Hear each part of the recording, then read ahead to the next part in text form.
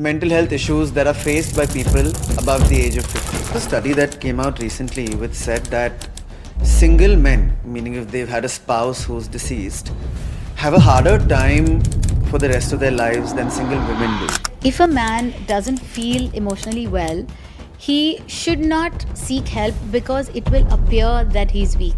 And if a man feels low, I had asked a lot of street people also. I went on the street and I asked a bunch of people, and they said, "मर्द अगर रोएगा तो लोग कहेंगे वो मर्द ही नहीं." Our mental health impacts physical health too. Whether it is your diabetes, it's cholesterol, it's obesity, it's cardiac illness, it's backache. I feel mental health is a part of everything. What are the three most common challenges you see amongst women? This is where women differ from men. The receptors of estrogen are found in the human brain. Mood swings, hot flushes, anxiety spells. Socially, all of their purposes are fulfilled, yet they themselves aren't.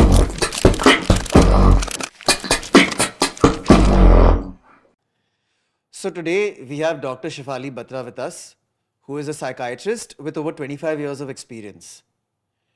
Our topics today will mostly consist around mental health issues that are faced by people above the age of 50. So welcome to our podcast, Dr. Shefali. How are you feeling today? I'm feeling happy to see you, and I really love your initiative, and I'm so glad to be a part of this. Thank you so much. So diving straight in, can you start by touching upon the work that you have personally done with people of that age group, above the age of 50, especially those who are financially secure and comfortable? Absolutely. You see, my work starts with, of course, I'm a psychiatrist of 20 years, 25 years, including training. And it's been a long journey of meeting with people of all age groups. I see everyone from all categories, but particularly of late with the what I would say, the baby boomers reaching their peak of old age and the next generation, which I would consider myself in the almost 50 plus categories. I'm not there yet. So the work has expanded through, I can even recall growing old with some of my clients who are now 50, 55, and the number of these people approaching for mental health issues, as well as their kids coming in to care about their parents' mental health, is really growing. So I'm very happy about this awareness that's growing amongst people, and to delve into the depths of what these people go through. Mental health is, of course, important at every age, but particularly in this age group, the changes in the brain structure, the changes in function are just becoming more and more evident, and a little more acceptance has come in. So, doing individual consultations, doing group programs, and sometimes even taking a group of elders for picnics and doing positivity talks for them has just been very enlightening into their mind. So, I like working with this age category because there's just so much to do to improve their quality of life at this stage. And so from when you started out and now, how has their response been to therapy? Therapy is considered as not a very great or a wow word by a lot of people because they think that if I'm going for therapy, there is something wrong with me. We have something called preventative therapy too, which is we're actually giving you therapy before the problem arises so that we prevent the problem from arising. So it's a lot of building positivity, building optimal coping mechanisms, and building that capacity to deal with life and the problems that life poses in front of you.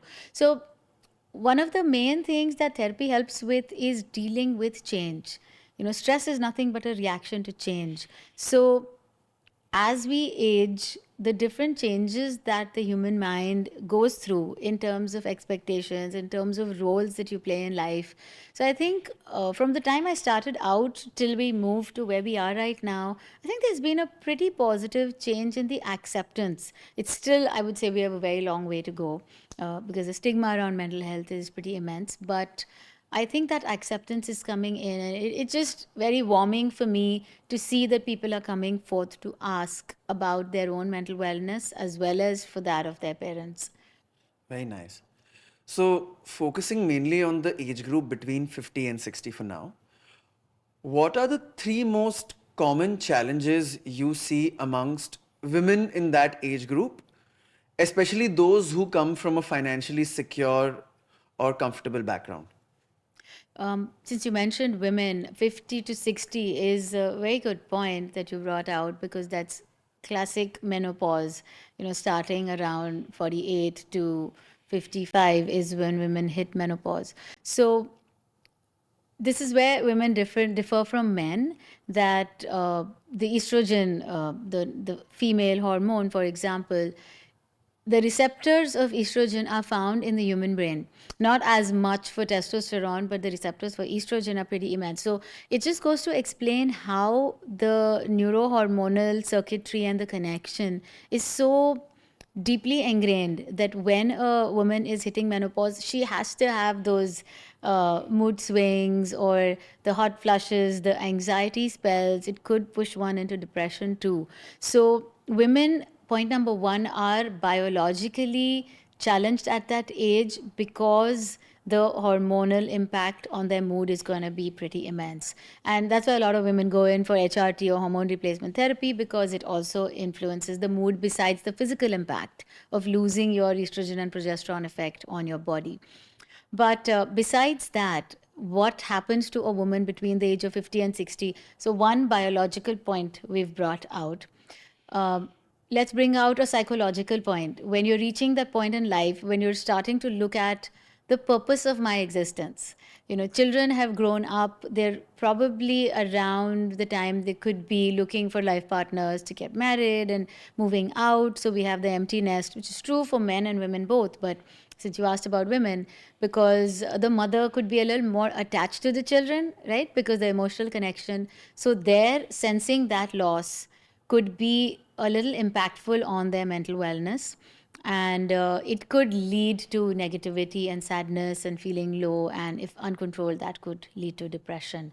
And then coming to even their own career and you said financially secured, yes, but this is the time where we're either peaking at our career, but there is going to be at some point after a rise, we might have a little sloping down, because as we age, I hear this from a lot of my clients too, that someone who was in a particular company for 30 years. I said, wow, you must be pretty senior right now. She said, but they're looking for young blood. So I'm a little unsure about my job and about my profession. And I would say, but you could be a mentor today and your value is so much more. But she's a little more concerned about being laid off from her job because young people are coming in. So that sense of insecurity in career could come in.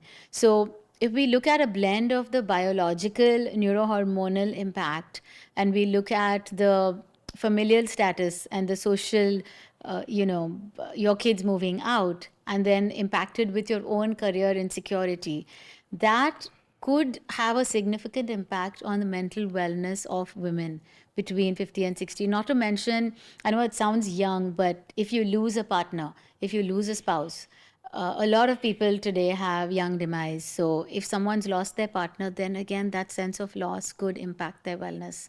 So there's just so much that one can go through at that age.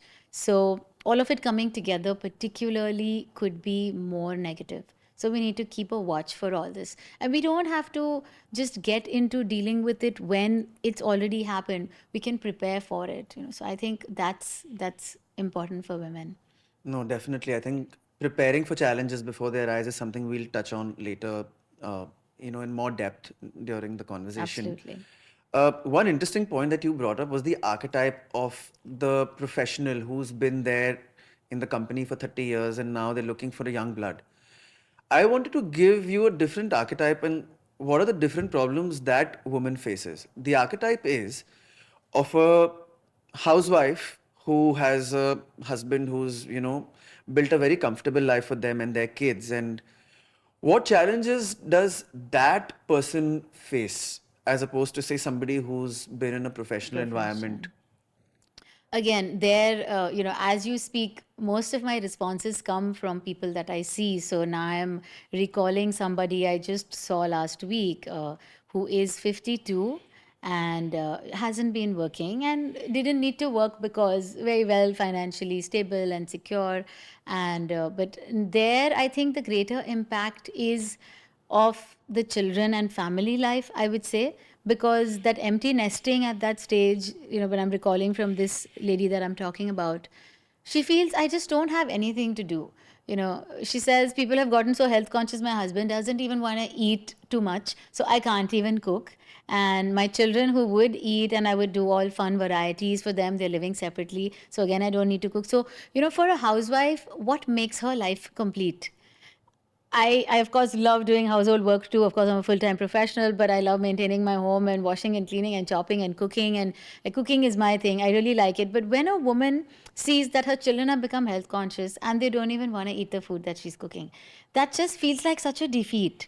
Or even when you have a partner with, let's say, some health problems, and if he has certain restrictions, and again she says, hey, I can't cook anymore. So it actually challenges her role.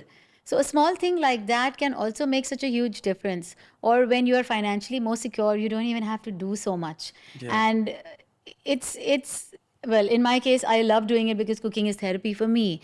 But just cooking, cleaning, caring, planning, the household. After a while, you sit and then you wonder that emptiness is not just of your child moving out. That's a different kind of empty nest, but there's empty nest and then there's emptiness because you just don't know what to do. You have so much of help for everything. That's when I tell people, if you don't have to earn money, it's great, it's fine. I'm glad that you're secure. Then maybe we should get into charity, maybe we should get into gratitude, so that we have a way of giving back to add meaning to your life. So I feel that housewife may feel that now the house is maintained. Now the kids are sorted. Maybe they've moved out, they've gone abroad, they're studying, they're doing their own jobs and they want to live in their own homes. Maybe they get married and then they're sorted with their partners and families. So why do I exist? Those questions like, who am I? What am I doing? Why am I here? Do I even belong? How can I connect?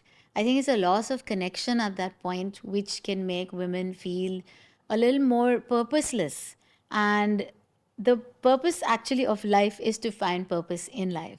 So imagine being purposeless and not knowing why you even exist can create a lot of emptiness.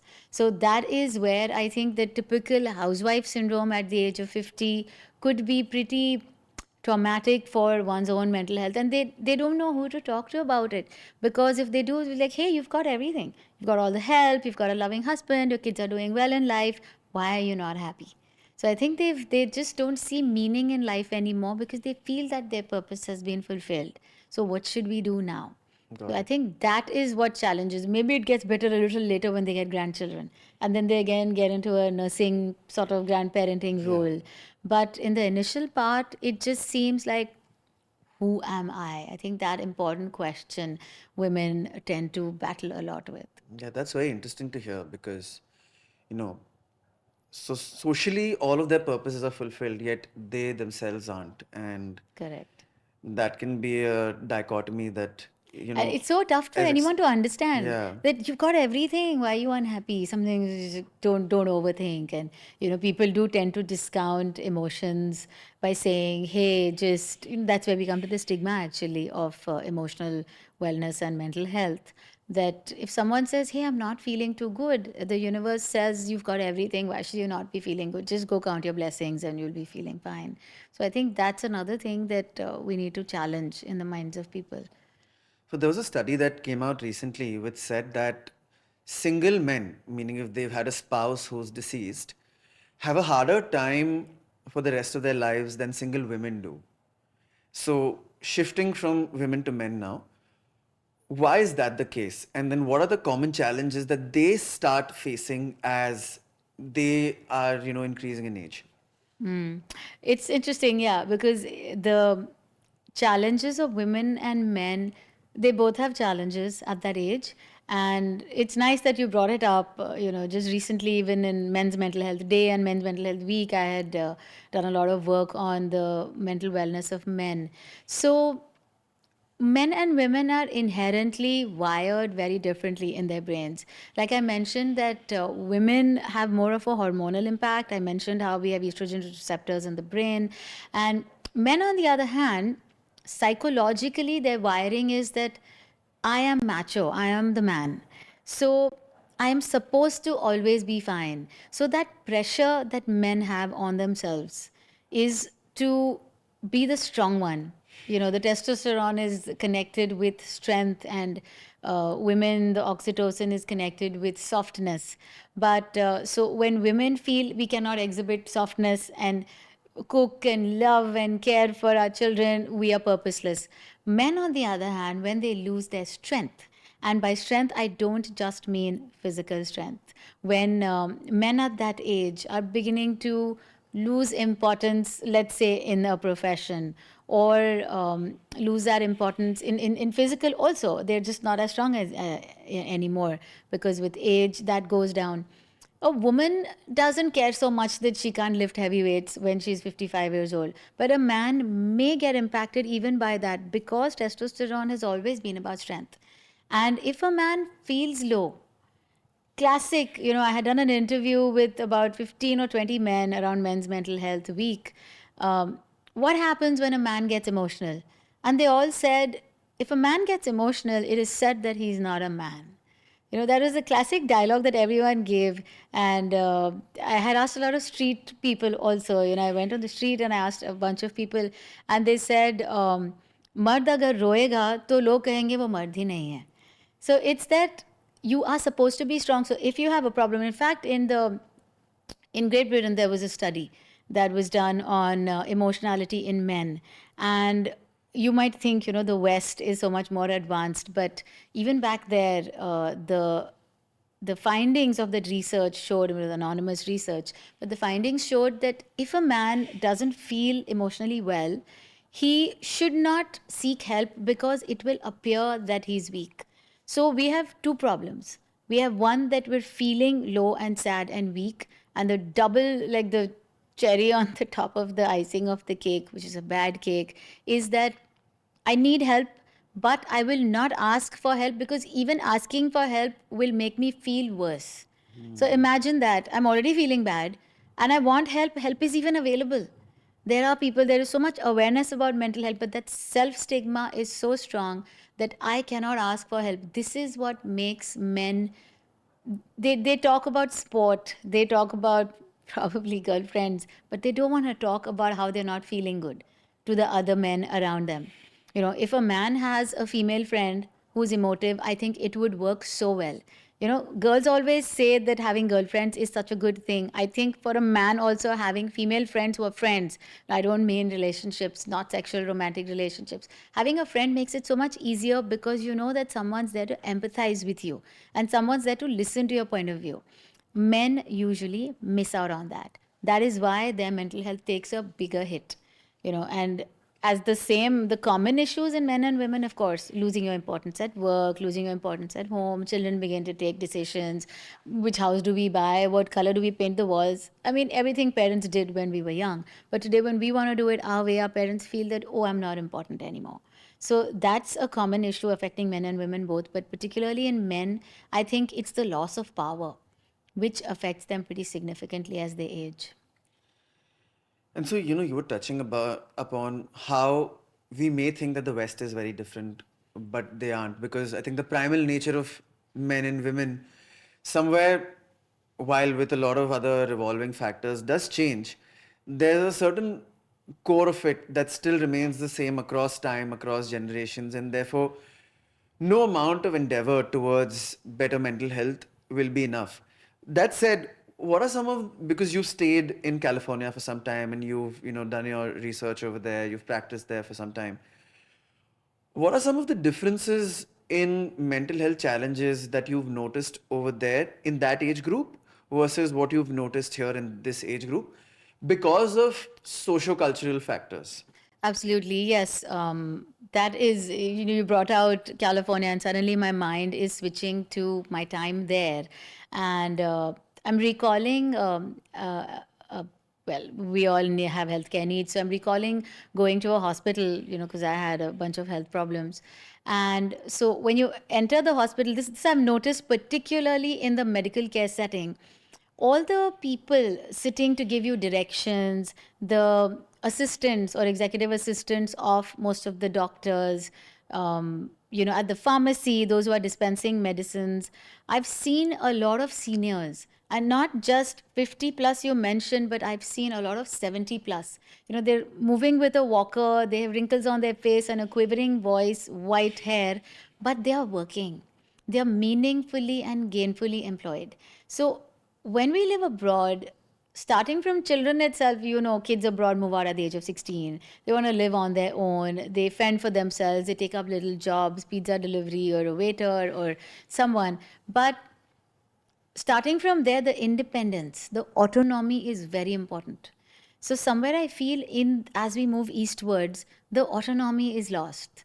The parents are wired that my child will take care of me, and maybe if that child doesn't take care, then we face more problems. So in the West, it is assumed that you will fend for yourself, you will care for yourself. So even when you're post retirement, you'll be taking up some or the other job, and we have culturally, it is so well set that places will offer jobs to you.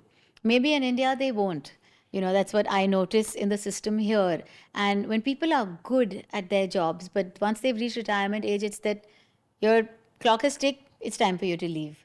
That, and you don't recognize how much experience and how much intellect can be tapped. And the experience of people who are It's senior, just lost. it's lost. So we young ones lose on that, and the elders also tend to they lose their self-confidence. Maybe they have the money, maybe they've earned enough money, they don't even need to work for money, but it's that meaningfulness which is lost from life. So that part, I think, is very purposeful.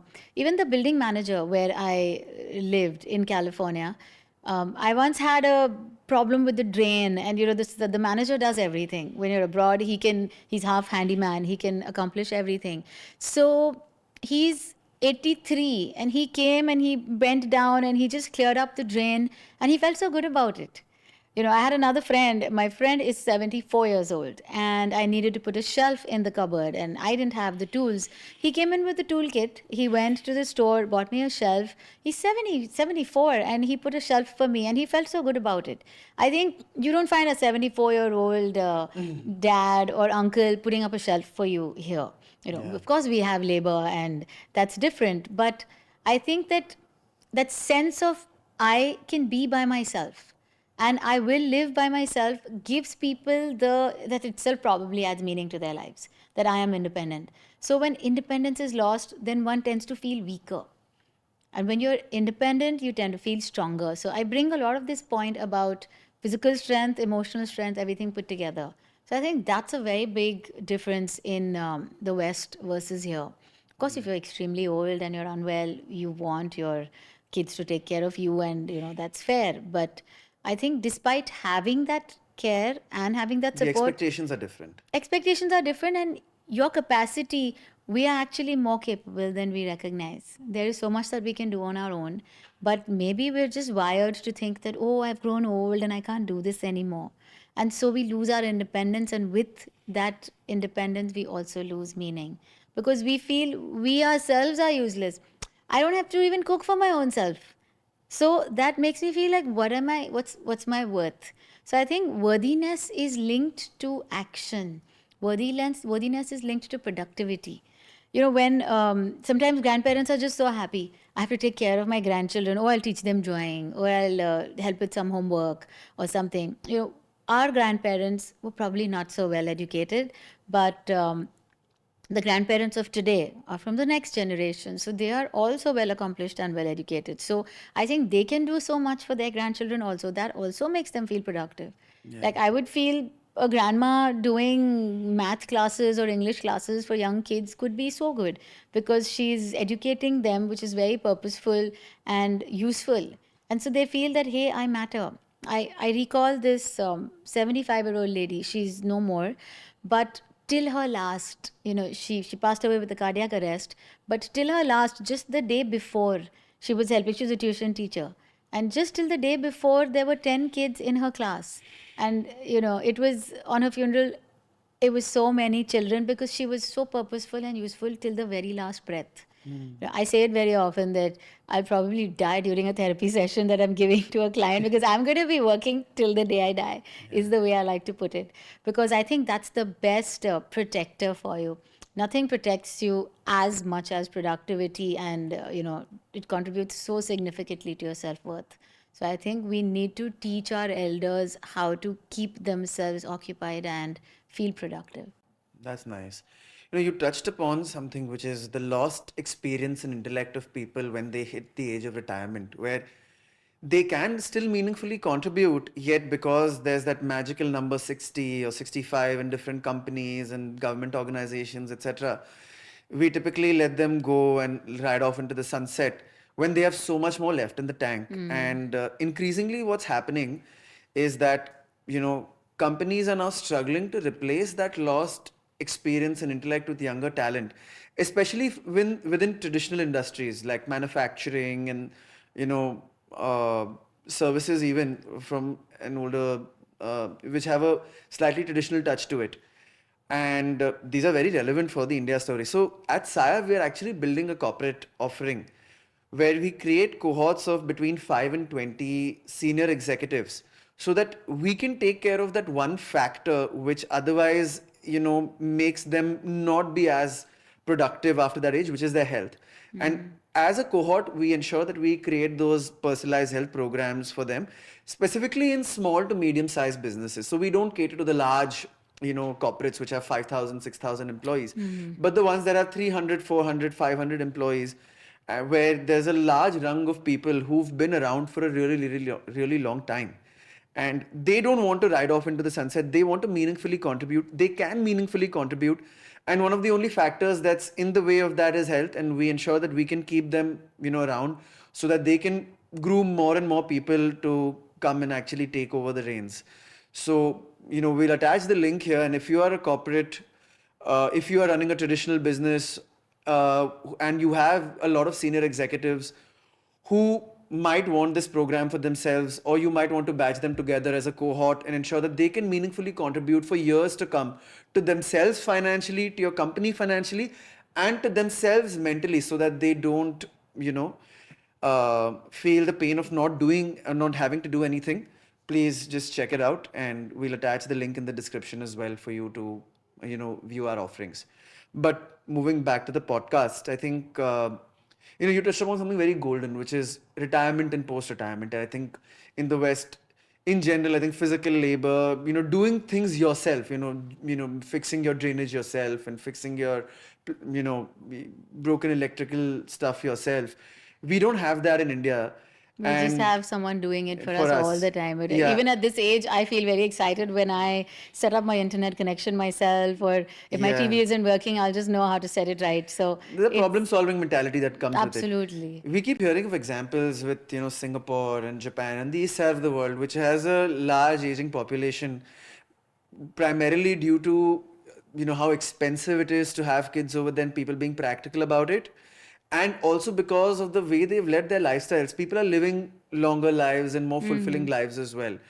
So, they've written these books like Ikigai and all of the other books where they talk about the blue zones and how people are, um, living more than 100 years old and living very happily. And one of the reasons is that they are constantly occupied. Even if you are financially secure in Singapore, they tell you that go sit behind a cashier's desk and just, collect Exactly. money, or, Exactly. just do manual billing. You can be living in the biggest penthouse in the city, but still just go and do something like that. Absolutely. You recall the movie The Intern Yeah, with Robert Robert De De Niro. Niro. I mean, it's just so amazing. Of course, I'm a big fan. But the fact that, you have a young intern who's 21 years old, and here you have an intern who's, 70 plus, like in the movie. So that itself is a lesson in productivity, that that intern, though intern, obviously would know more than the CEO or the MD of the company. But that's that intellect and that experiential wisdom which you don't get otherwise, right? I mean, that lesson in empathy for a man who's worked for 50 years, he's obviously going to be so different than someone who's Just 21 starting years out, old, yeah. so that we fail to tap. We just say, oh, this is an old person. Old is equal to useless for some reason. Yeah. Old is equal to not serving purpose anymore. So that has to change, and that has to come from the aging individual themselves too. So You it's know, both parts of the puzzle, which is, I think, the employers. I mean, in case of somebody who's, worked professionally for a long but time I and wanted to actually add on to, yes, sorry to cut you, but when you mentioned about the executives and the C-suite, so I've of course worked in, it's been 20, 25 years of work. So I am still currently heading wellness at an employee, at a corporate organization where that does have 3,000 employees. And I have offered services at 100 and 200 space setups too.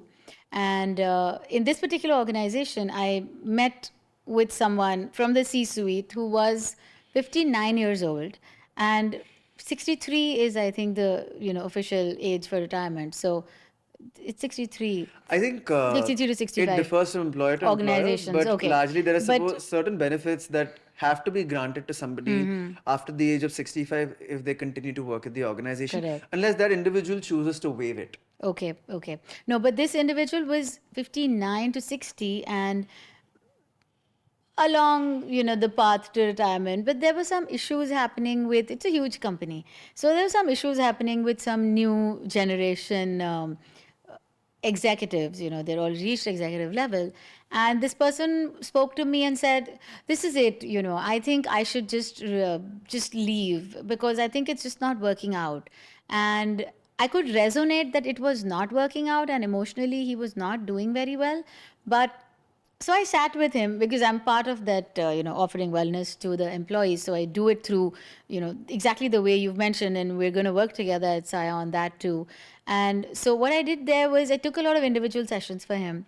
A very, very personal note, understanding about him, his daughter. She's moved out, she just had a baby. So he feels good about being a grandparent. And I said, hey, why don't you take a break? Go spend time with your grandchild. He did that, came back, felt better. I gave a little bit of assertiveness training. I said, go talk to the other people on the team, talk to the other people on the C suite. And gradually, it was like a little life coaching, sort of a hand holding approach that I offered. And very soon, I think within a few months, he was just absolutely back in action. Incidentally, he's retired now because this Okay. was about 5 years ago. So he is retired now, but he's very happily retired. I said, I don't want you to leave a company at 59 where you've been for like over 30 years or maybe even 40 years. Like, why would you leave at 59? Just gracefully retire when you do. And but it wasn't, I wasn't just keeping him on so that he retires from there, but I think it was important to let him know that he matters, and he felt that he didn't matter anymore. Yeah. And as because I'm with all the employees there, and as I talk to everyone, everyone compliments him.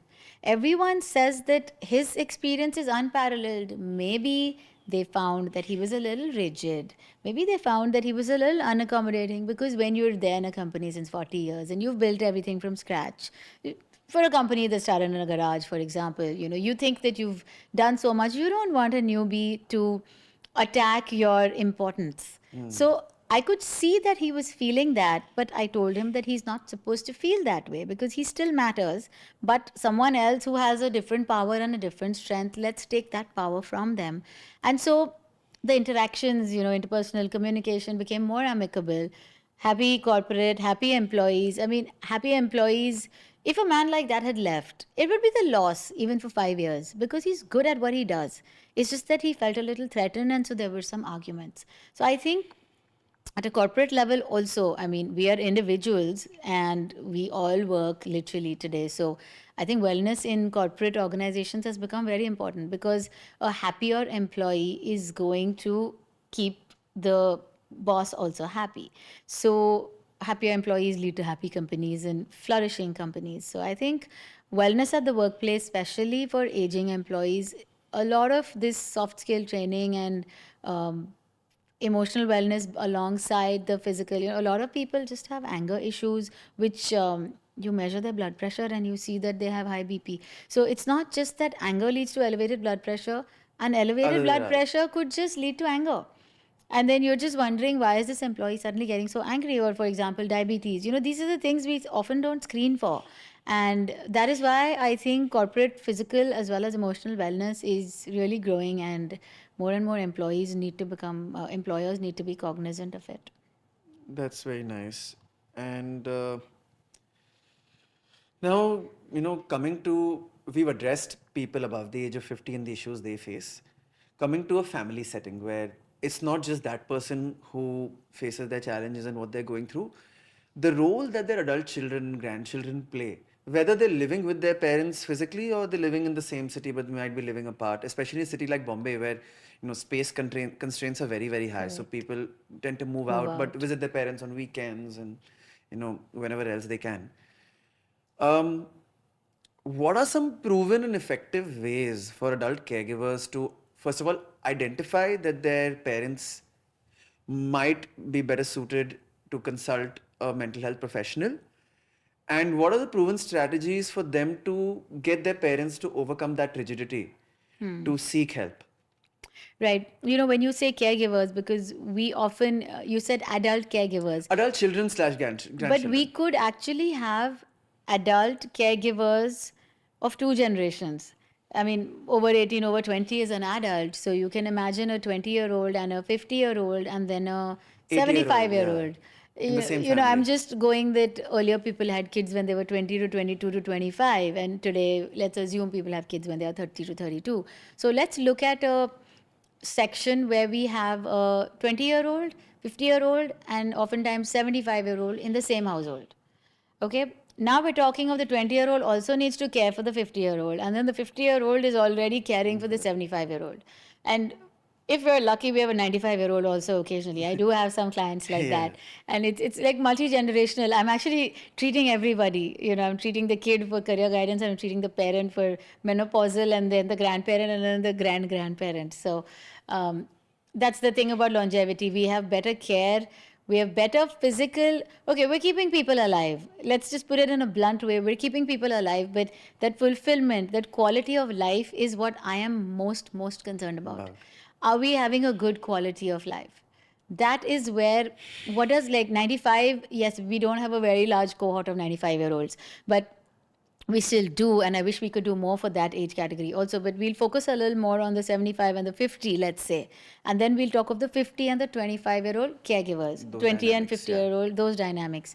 So point number one, the 20-year-old and the 50-year-old, firstly, they like to think that their respective parent needs mental health guidance, because everyone has differences in opinion. And in a very slang lingo, we tend to say, oh, you need counseling, you need therapy, just go. I don't want it to be taken that you are crazy, so you need therapy, but putting that the awareness that as we age, our brains are aging too. We need caregivers to recognize that everyone suddenly, when you're 40, 42, you go to any of these suburban diagnostics or Metropolis or Reliance Healthcare, whatever, you're basically, hey, I want to check, am I diabetic? I want to check, do I have any liver issues? Everyone today just has fatty liver for some or the other reason. Lifestyle has contributed to a lot of illnesses, high cholesterol. So many people have high cholesterol simply because of stress, and they don't even recognize and realize it. People who don't sleep enough could be overweight, and they don't know how obesity is linked to not sleeping. So I think with better health awareness, our mental health impacts physical health too. Whether it is your diabetes, it's cholesterol, it's obesity, it's cardiac illness, it's backaches, everything is related to your choices. And lifestyle choices is a part of your mind. And so that's why, I feel mental health is a part of everything. So even a simple thing like, I know enough elders who say, I'll manage my diabetes, I'll just stop eating sugar. They end up still with diabetic foot and other serious complications because they think shakkar chhod di to sab theek ho gaya. No, So it's much there, that deeper. motivation, because I've worked with so many startups, and there was an app down south only for diabetes management. Because so many emotional factors go into diabetes. By the way, I'm diabetic too, but so I know more about that, and so I'm just taking it as an example. But for a caregiver, as the name says, caregiver, I think a big problem occurs when the receiver of the care doesn't want to receive it.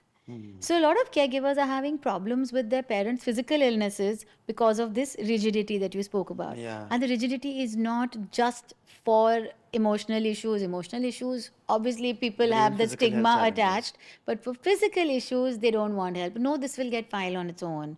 Or no, I will go for a walk and I'll make it okay. I'll do some breathing yoga and I'll make it okay. I'm a proponent of all of that. All of this is preventive health. But for those carers and caregivers, imagine you want to give care and your parent doesn't want to receive it. Are we even thinking about the caregiver's stress?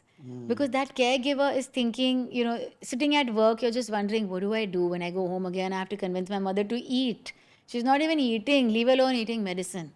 So I think for all of these issues, emotional understanding, what I call psychoeducation.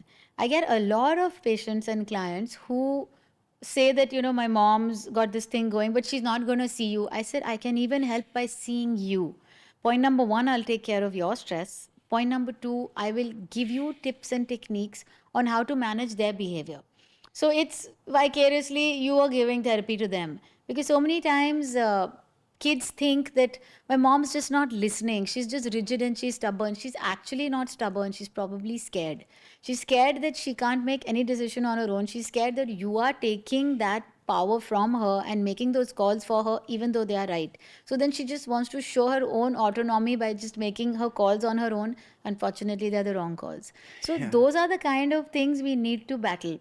I think everyone at that age, that's why I call it actually family therapy, because sometimes I've done 3 generations together because we have people we do have larger homes also, so we have people living with parents and grandparents and sometimes great grandparents. So there I do a lot of family therapy. I understand dynamics in each individual's mind, that the youngsters are very concerned about health, right? So and people who are old, for example, let me give you an example of the consumption of ghee, for example. Okay.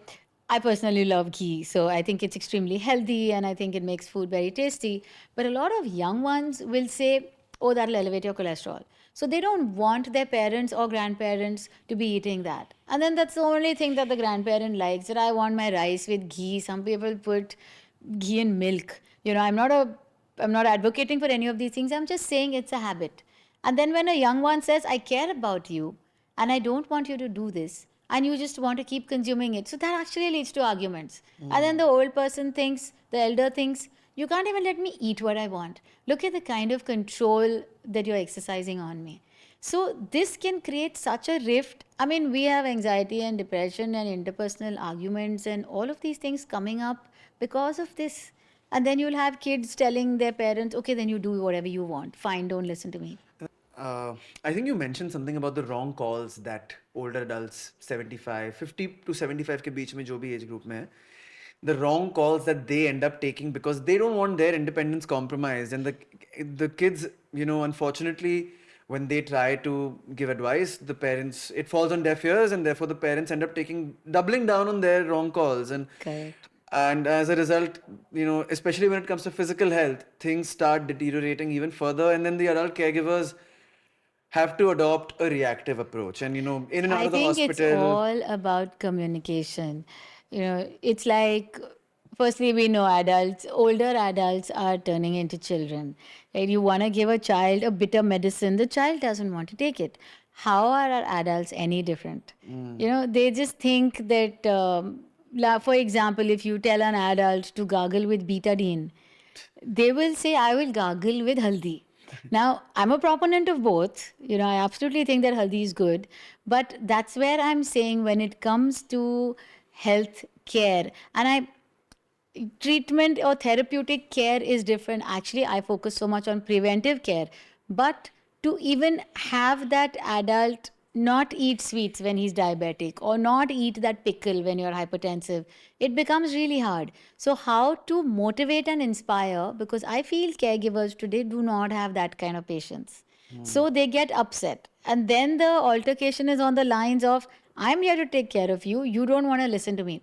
If you had to just for a moment reverse that role, because this parent was taking care of this child just 25 or 30 years ago, and this child now is taking care of this parent 40 years Yeah. later, how is the interaction? I think if that parent has also been impatient with this child, I assume that this child is going to be impatient with their aging parent.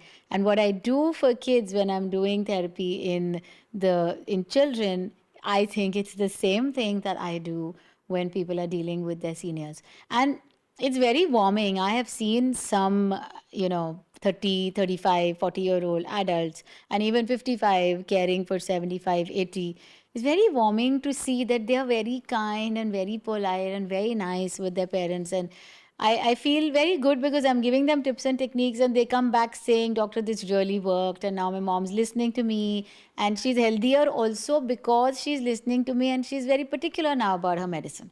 Yeah. So sometimes we fail to realize, I mean, it's a pretty strong word, chronic suicide, as we call it, that if you don't have a desire to live, if you don't have a zest for life, you don't feel like taking your diabetes medicine, you don't feel like taking your cardiac pills, because you, anyways, feel life is anyways not so worth living. Let me skip my meds also. Maybe it's a very subconscious desire. Maybe I'll die faster. But the modern medicine makes us live longer, so you're going to be That's what living I in and out of the said. hospital. We are enhancing life, but are we adding quality to that life? No. That's where I feel when you come with Saya, I just am so impressed that we're not just wanting to give, I'm saying we because we're together, we're not just wanting to give those added years. We don't want to donate these years to your life. We want to add the quality. Yeah. And with optimized physical and emotional health, I think we're going to have not just a longer life, but we're also going to have a better quality to Yeah. that life. Difference between lifespan, health span. So we're Yes. here to extend health span. Health span, and we just think lifespan is equal to health span. No. Lifespan means it will lengthen your life, will let you suffer, be alone, be lonely, be sad, be depressed, not have a good connection with your family, versus lifespan, which is like adding life to years, not just years to life. True. One interesting point that you touched upon also was when, you brought up this child. Now this child is taking calls for you when you're elder. I think that's where an external voice of reason, like how you do it with these kids, and like how we have designed our health manager role, who is going to be working with that client, but also their family, is to ensure that tomorrow when it's a doctor who's a medically licensed professional who's telling this family and telling the older client that this is what they might need to do, somewhere the older client also might want to perceive them more seriously than I their adult think your health caregivers. manager sounds like a family member.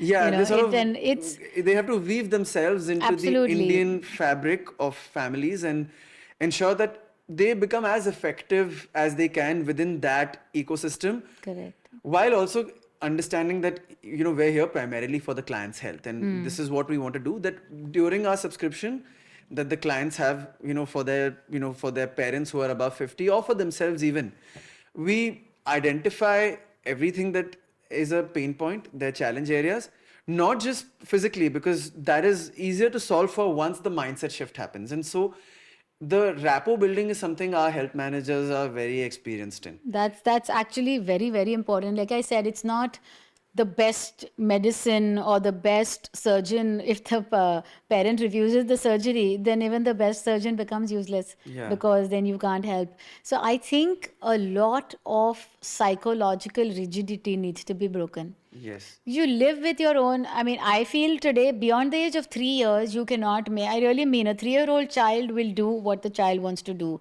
Imagine the 73-year-old. They're really not going to do what you want them to do. They're going to do it if they believe that it's good for them and if they feel like doing it. So I think that's where the challenge comes in. And I really like the idea of the healthcare manager taking care and taking that full accountability. Yeah. And these are qualified medical professionals, so Yeah. then they have the entire medical know-how, and with the empathic training that you're offering, so I think they'll really be able to influence those decisions better. Yes, true.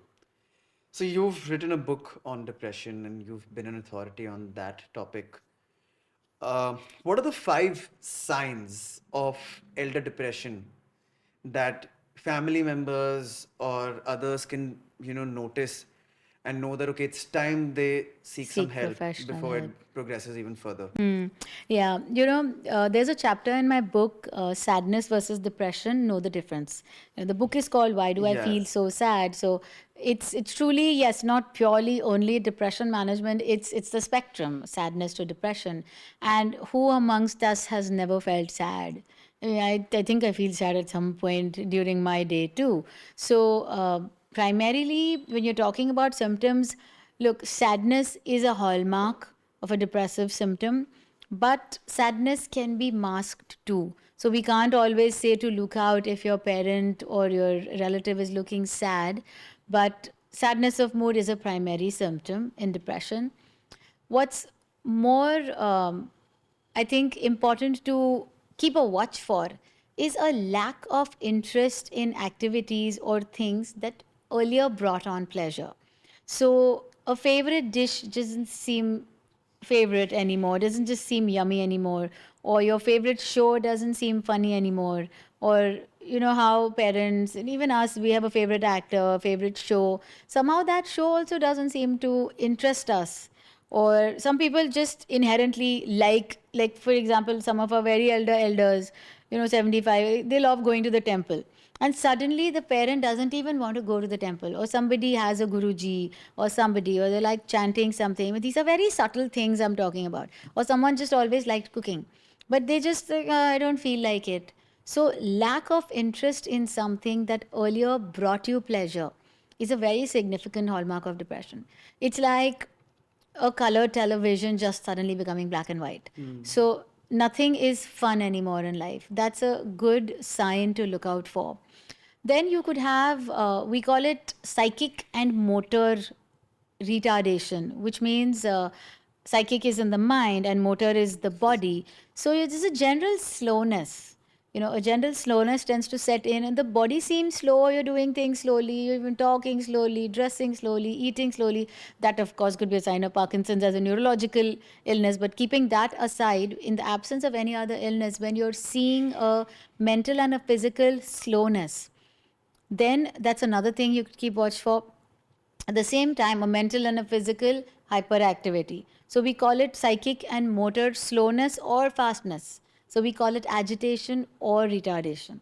So that's another thing that, they're just getting too restless. They're getting too hyper about little things. They're seeming anxious, worried.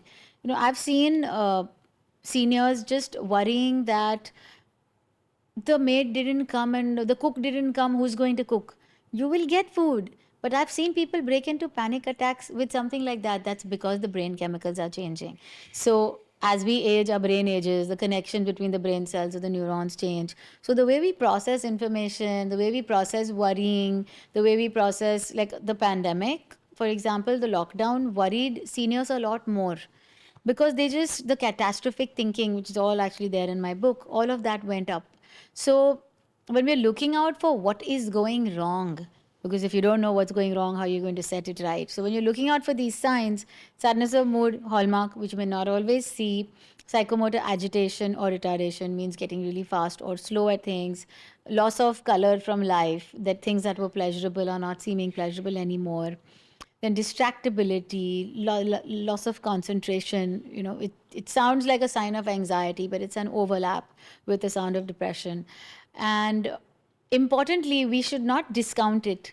I won't say active suicide, but talking like life is not worth living anymore. I just wish I wasn't alive. I just wish that I wasn't around because you would not be so troubled. So that sense of guilt that my kids have to take care of me. When someone starts talking a lot more of that, they won't say that I want to hang myself. It's not that evident. But suicide is such a sensitive topic, and we even avoid talking about it. But it's one question we as professionals, we always ask, and we ask it sensitively. Like I would always ask, like, do you ever feel that you just don't feel like living anymore? I have young people telling me, yeah, I feel like that every other day, but I'm obviously not going to do anything about it. But that feeling is different when an old person says it, because they've lived a long life. They must have had so much to feel accomplished for and feel good about. And when they say, I just don't think life is worth living anymore, then that's another sign you need to watch out for.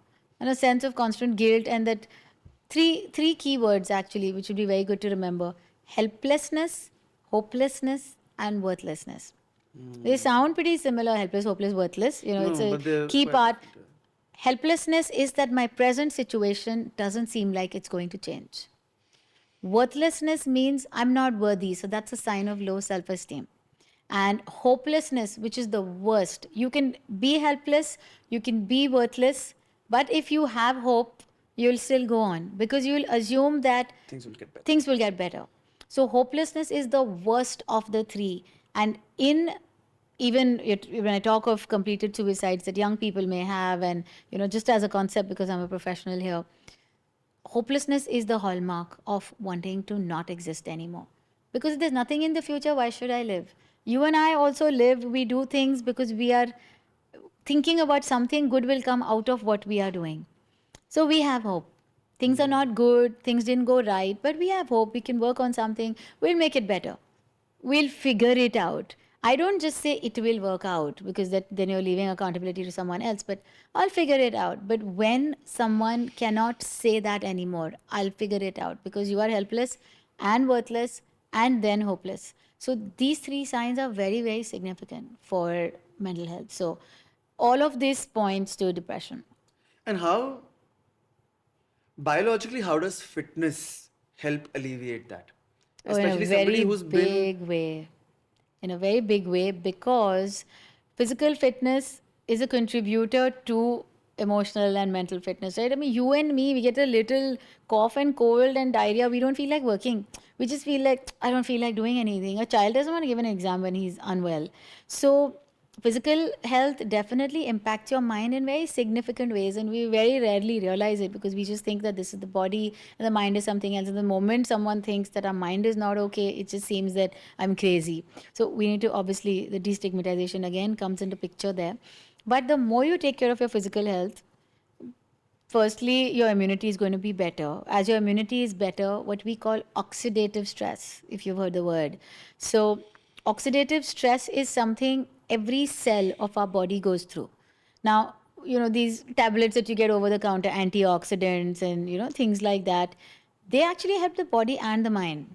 And your physical wellness, for example, when you exercise, is also enhancing antioxidants in the body. So it is taking care of the so called oxidative damage happening in your body and mind. So the more you indulge in physical activity, the antioxidants are getting enhanced. Your muscles are producing. For example, when you work out, you're building muscle, right? We say to elders, I say it even to all the patients who see me for mental health issues, take a 1 kg weight, but do a little bit of your bicep curls, do a little bit of shoulders, because you're building the muscle and your myoglobin, which is the counterpart of hemoglobin. Hemoglobin is in the blood, myoglobin is in the muscle. Elders don't take care of their physical health, they lose muscle. And that loss of muscle is hampering oxygenation in the whole body, in the mind too. So, just by doing a 1 kg dumbbell weight, you can be enhancing your mental health. Now, no one says that just so obviously and so in the face, but these are the things which contribute to physical and mental wellness. So I think this is what I call preventative medicine, that teach simple things so that we'll prevent huge big illnesses later. So physical health in elders, and through nice forms of what I call preventative physical therapy, it becomes so important. Movement itself, I mean, we wear watches. I don't bother much with my fitness Apple Watch, but it just tells me when I'm sitting in my appointments, I get a notification, it's time for you to get up and move, because movement is so important. So we need little reminders, and I don't think our elders know this. Yeah. They just think we're sitting, we're fine, we're comfortable. No, I mean, for movement, you're going to be preventing embolism, you're going to be preventing a stroke probably if you just walk around every 50, maybe like every hour or something. Just get up, walk around for even 2 minutes is so useful. So I think movement, nutrition, optimal mental wellness, these three basic things which don't sound like hardcore medicine, they're still going to be so effective in preventing medical conditions. Sure. Very true. Very true. One sort of digressing a little bit now. How can a marriage still stay fresh when a couple has been married for 25, 30 plus years, they have their kids who are older, and I've you know, attended three 50th wedding anniversaries. So, yeah. so 25, 30, so 50 years, So how can what can both partners do to actively ensure that their marriage keeping stays the fresh spark and that they alive, are able to be there for each other while pursuing what they feel is dear to individually them, feel, and yes. not get crotchety about things that you see typically older individuals get with each other, especially their partners. Like it's become this cool uncle thing to do ना कि बीवी बोलती है तो हम सुन लेंगे और ये वो मालिक है हमारी and all Yeah, of but that. I don't know how happy people are, just by conforming. But I think it's communication. It's communication. Well, what you don't see on the outside is empathy, that see something from the other person's point of view. I've even young couples, you're talking about old, I think we need to inculcate this in the young age so that we follow it throughout the rest of your life, to accept the other person for who they are. So you see, why you are with a person is set on certain deal breakers, right? I am with this person because of this. People who have reached a 50th wedding anniversary, you said 25, I'm saying 50. You've got to be alive for that first, and have that celebration. But it's that I accept you for who you are. Now, I don't want to accept you as a bad person. I don't want to accept you as a terrorist or a mean person who's putting me down all the time. But interpersonal respect, interpersonal regard, interpersonal acceptance. That you like eating this, I like eating that. I want you to be happy, so you eat what you want, I'll eat what I want. That doesn't mean that the couple is not together. That little bit, I've had couples, it sounds funny, they were arguing because he lets the toothpaste come out of the tube, and it's just very irritating for the wife to see. So I just said, have your own separate toothpaste, and it is going to be fine. Worst case, have different bathrooms is also fine. I have couples who one partner snores, so they can't sleep together. I'm talking about the woman who snores. Yeah. And so the husband says, I can't sleep with you. You usually think that the man snores. It's acceptance. There are enough couples I know. I think I once had a Times of India interview on this, that does living in separate rooms sometimes enhance a marriage? It does. If one is working late, if one is, snoring, for example, or has movements or flinging movements, narco. There are so many, Yeah, I mean, illnesses. sleep is when our So mind recovers. So hampering you that. need good sleep. But the point I'm trying to make here is that sometimes even distance apart is fine. I had a couple who the wife went on a hike to Leh Ladakh with a male friend, and the husband went to Pondicherry Orville Ashram with a female friend. That's the degree of trust in that couple, that this is what enriches me, that is what enriches you. Let's go on our own trips and be enriched, and they come back and they have such a good life with each other. That is the, just the extreme example. It's a real example, extreme example to give, that you can do your own thing, enrich yourselves, and allow your partner, give that freedom, give that autonomy, so that they feel enriched too. This is what really lengthens relationships. It's not that, hey, we're great with each other, we have great sex. All of these things are not going to enhance your relationship. Eventually, it's going to be your trust, your interpersonal respect, your acceptance, and the willingness to enrich yourself and allow your partner to enrich yourself.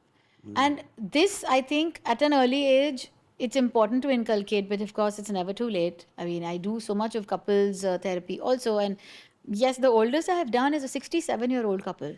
So people do come in, and, it's been a long time of togetherness, but they still feel, I think we need to do better with each other. So I think teaching people empathy, teaching people interpersonal communication, how to say what you say. Everyone has the right intentions. Just like the parent has the right intention telling the kid to take the bitter medicine, the 50-year-old has the right intention telling the 80-year-old not to eat sweets or something if you're diabetic, or take your medicines in time, not to indulge in this behavior. People have musculoskeletal issues, they don't want to do physiotherapy. How much can you push them? And then they end up with embolism. I think all this is because the person's desire for living only has gone. There is that element of subtle, mild depression which we need to take care of. These little things, mental health, when it becomes the forefront, I think 50% of physical illnesses will go down the drain. We just won't need medical care as much, only if we take care of the emotional care. So that is something Look we at Warren really. Buffett, right? I mean, he's what, close to 90. He's been eating a Big Mac plus 6 Cokes a day for like the last, I don't know how Yeah, many I years. know, that's what we know him Yeah, for. maybe Besides now other again, things, that could be exaggerated a little bit, and yes. yeah, but still, somebody who otherwise should be in that kind of poor health is still an extremely happy human being and still thriving and still contributing So there meaningfully to must be society. something He's else. playing bridge every day. He's like It's beyond. That's what I say. he lives How in much? Nebraska, so like I mean, of course, anywhere in the US is clear air, but especially in the Midwest Yeah. where it's in the absolute middle of nowhere, Right. you know. No, but that's what. So there are these. Of course, there are modifiable factors, and we would say, hey, don't eat a burger more often than once a month. Or, I mean, I do that like probably max once a month. But yes, sometimes science defies everything because you don't know what the mind, in a good way, in a bad way. I mean, I have lost a friend who was 47 years old, running every day, went for the morning run, absolute fitness freak. Members of his family, I was talking to the wife, and he went for a morning run and just dropped with a cardiac arrest and died. Doing everything right, and still something goes wrong. And we just put it as bad luck, but there's something going on, some element of stress, some element, a stress induced cardiac arrest, for example, will not be caught on a cardiac stress test. So you're on the treadmill stress test one day and you're fine. Your pulse rate is absolutely fine. The next day you can die of a heart attack because of stress. So we are not giving as much importance to mental health as we should. Fair enough. How do you, as a psychiatrist, maintain your own sanity? Because people bring all sorts of problems to you, and I mean, I'm sure it can, be very difficult for you to, step out of just listening about dark and gloom and actually, And I'm you're living your own smiling. life outside of what you do as a professional. How are you able to maintain that balance for yourself? So this question has been asked several times. Sorry, that's why I'm smiling as you ask it. And I tell people I love what I do. So people say, "Oh, you love listening to people's problems." I said, "No, that's not what I meant when I say I love what I do. I love solving people's problems." It's perspective. I think a lot of perspective. And you mentioned the word step out of. So empathy means stepping into someone else's shoes. But we step into the shoe to experience what our patient or our client or friend or anyone experiences. That's what empathic people do. We step into the shoe, experience the feeling, give a solution to the person to come out of that feeling, and then we step out of the shoe. What Yeah. often happens is people don't step out of the shoe. So if you are sad, I can cry with you. If you're crying, I'll cry with you. But I might stop crying and you still are. That is, of course, pathological. But if you cry, I might not cry with you, but I might give you my shoulder. And with my shoulder support, you will feel better and you will stop crying. That's what I feel is a role I enjoy. That I will give you my shoulder. I may cry from within, yes, because I feel. I absolutely feel, but I remember my duty and my accountability and my responsibility is to help you feel better. And if I myself don't feel good, I can't help you to feel better. So, somewhere we have that trait imbibed in us, and it doesn't mean that we're cold. So, even empathy, there's the the cognitive empathy, which is just in my mind, I'm understanding you. That's like probably an HR manager, that I can understand what you want. I can understand you want a rise in your salary, but that's cognitive empathy. I may or may not do something about it. Emotional empathy is the words that you use will convince the other person that you care. And for example, I want to teach emotional empathy to families and caregivers and seniors too, that understand where that person's coming from, understand where your parent is coming from. When you add empathy, that's it. I teach empathy. Majority of the therapy that I do, I'm teaching people how to be empathic and understand somebody else.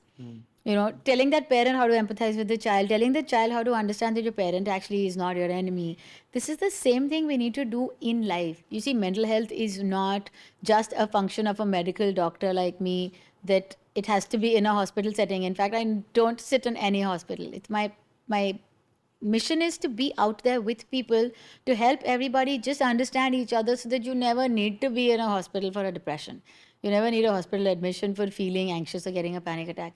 So that's where how I take care of myself. Point number one, when I'm, of course, doing the work that I do, remember to get into the shoes, but remember to get out of them, because that's important. Secondly, what I do to rejuvenate myself, very, very important message for everyone: do things that you like. Of course, with the disclaimer that it shouldn't involve hurting somebody else. But when you do things that you like, you are elevating your own endorphins, you're lowering your own stress, and can you offer an exuberant version of yourself to the universe. I think a lot of times what we forget, when we're irritated, we're holding resentment, we are frustrating everybody else around us too. And that's how the ripples of frustration are spreading in the universe. So what we need to do is give positivity, and I try to take positivity even when someone doesn't openly want to give it to me. So I'm an observer, and what I love doing sometimes is just observing people. It could be in a social setting, it could be even in a movie hall, it could be anywhere in an aircraft. I'm just looking at people and seeing that people are actually nice with each other, and that just is a very warming feeling that people do good. You go to do some charity, you go and I love cooking, so I uh, volunteer with a couple of places where people cook for the needy. It just makes me feel that I have the capacity to give, and that itself makes you feel better about yourself, because oftentimes when you feel a little worthless, I mean, we all do at some point or the other, right, when things are not going well for us. So I think you look beyond yourself and look at the universe around you.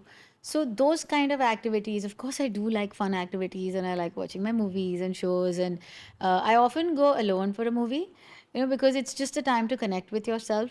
And those little things that you do, and it doesn't have to be very big. It's not very high indulgence, but it's just keeping the connection alive. So first, connect with yourself. Of course, connect with your friends. My friends are my best therapists. Well, till date, I haven't met a therapist, though professionals like us also meet with professionals, because our mental health is also important, because we're human beings before a psychiatrist. But connecting with friends and being there for people, not just connecting only to have fun. Just don't go out for a movie or a nightclub or a dinner, but beyond. So I think sharing, and I think that's what really keeps going. And I love my cats. So my cats are very therapeutic. I talk to them. I'm not crazy, but I talk to my cats, and I do get a meow back. So I'm sure they listen. So yeah, just do what you like. Pick a hobby, pick a sport. You can watch a sport if you're not good at it. You can play a sport. Simple thing like going for a run. I know a lot of people who run on the beach. So then again, it's the water, it's the run, it's the endorphins. People who swim. All For these me, little it's like things. mountains. Honestly, I really love being around. We just don't have them in Bombay, but yes, I love the mountains too. Yeah, They're I've just not very lived in accessible. Bombay for the last close to 10 years now, and still hate the weather here. Hate it because Absolutely. I lived in California, so my favorite spot was Los Gatos Creek. So there's a walking trail. I would go there every single day, and every day I would look at the little ducklings, and those are my moments of peace. It's just each to their own, but that really matters to me. Just green, just looking at green, breathing the green is such a fresh feeling. I mean, you do have these getaways even away from Bombay where we have good weather, and I go there and I just stand in the green and just breathe and say, "Hey, this is inhaling happiness." I call it. yes. So, any closing thoughts for our listeners, especially from either those from an older age group or those who have loved ones in that age group? A small, simple message, okay, how to make it effective and impactful. I would say use the word love a lot. Okay, love people, love animals, of course, love your plants, love activity, which again I mean love your hobby, love your job, love painting, love singing, love photography, love doing. And the moment you start adding that love everywhere, you will begin to love life. It's just this one little, tiny, little 50, 60, 80 years that we live, which really is not much. It's just so small. When we look at the origin of humanity, I don't even know how back we date, but the other day I read somewhere about just this 100 years. 100 years doesn't sound like a lot. But imagine 100 years from today, maybe nobody in this current universe will even remember me. 100 years from today, the house that I live in, I don't think any of my next generations also would live, right? So just think that we are pretty insignificant in that sense, like the pale blue dot by Carl Sagan. That it really inspires me because all my worries and all my pain and all my headaches and friends who aren't responding to me are so little on this pale blue dot earth, which itself is so little.